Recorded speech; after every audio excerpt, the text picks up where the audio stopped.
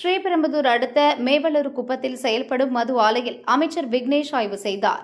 பின் பேசிய அவர், டாஸ்மாக் மது விற்பனையை பொறுத்தவரை வியாபார நோக்கில் தமிழக அரசு செயல்படவில்லை என்றும், வேறு துறைகளில் வருவாய்க்கு வழி செய்துவிட்டு மதுக்கடைகள் படிப்படியாக மூடப்படும் என்றும் கூறினார்.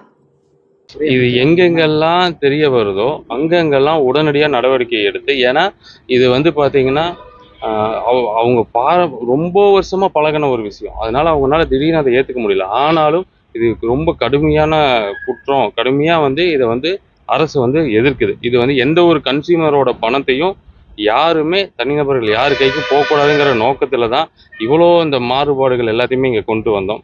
அதன்படி நானும் சமூக வலைதளங்கள் எல்லாமே பார்த்துட்டு தான் இருக்கேன். இந்த கடையில் பாருங்கள் இப்படின்னு ஒரு வீடியோ வரும், அங்கே பாருங்கள் ஒரு வீடியோன்னு வரும். நீங்கள் எந்தெந்த கடைகள்லாம் இந்த சமூக வலைதளங்களில் பார்த்துருக்கீங்களோ அந்த கடைக்கெல்லாம் அடுத்த நாள் போய் பாருங்கள்.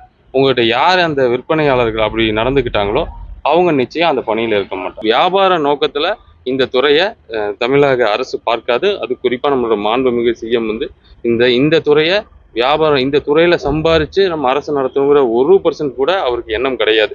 அந்த எண்ணம் இல்லாதனால தான் இவ்வளோ கடைகளை க்ளோஸ் பண்ணுறதுக்கும் அவர் ஒத்துக்கிட்டார்.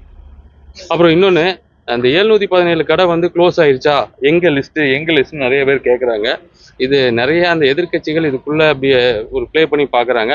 அந்த 717 கடைக்கான அந்த கடை எண்களோட சமூக வலைதளங்களில் எப்போவோ வந்துருச்சு. அது பல மீடியாக்கள்லையும் வந்துருச்சு. ஸோ அப்படி யாருக்கா சந்தேகம் இருந்தால் அதை நீங்கள் போய் பார்த்துக்கலாம். டக்குன்னு ஒரு 4000 கடையும் க்ளோஸ் பண்ணுங்க அப்படின்னு சொன்னால் அதை யோசிச்சு பாருங்கள். இப்போ 717 கடையை க்ளோஸ் பண்ணியிருக்கோம். இப்போ அதோட பெரிய ரெவன்யூ, அந்த ரெவன்யூவை வேறு ஏதாவது துறைகள்லேருந்து கொண்டு வரக்க முயற்சி நடந்துட்டு இருக்கு. கண்டிப்பாக உங்களுக்கு இன்னும் 2-3 நாள் ஒரு நல்ல ஒரு விஷயம் உங்களுக்கு வரும். ஸோ அப்படி அந்த ரெவன்யூ வந்ததுக்கு அப்புறம் நிச்சயமாக படிப்படியாக எல்லா கடைகளையும் மூடுறதுக்கான வழிகள் இருக்கும்.